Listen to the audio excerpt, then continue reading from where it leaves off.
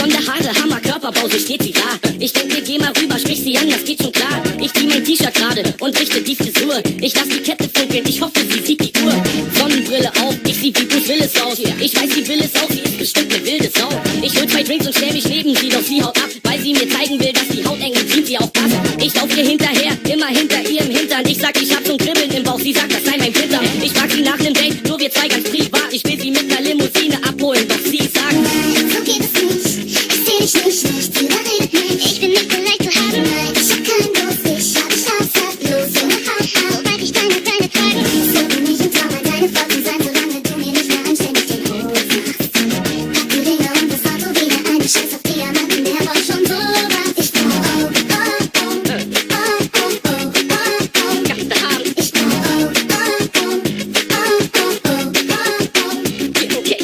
okay, dann Plan B, aufgeben ist nicht drin. Ich muss ihr wohl kurz mal erzählen, wer ich bin. Ich werd mein Blog vor, ein Teil von mir, steh wieder auf. All die Hits und all die unbekannten Lieder auf. Und sie findet alles scheiße, besonders Straßenjunge. Sie sagt, das Video ist grottenschlecht und die armen Hunde. Und überhaupt, Hip-Hop ist gar nicht ihr Ding. Sie hört lieber Christina Aguilera, denn sie kann singen. Sie sagt, Hip-Hopper sehen scheiße aus. Mit ihren schiefen Mützen, auch die weiten Hosen und die Gangart findet sie beschissen. Ich sag, ich mach jetzt nur noch die Musik, die sie mag. Ich zieh mich an wie Pete Doherty, wenn sie will, doch sie sagt.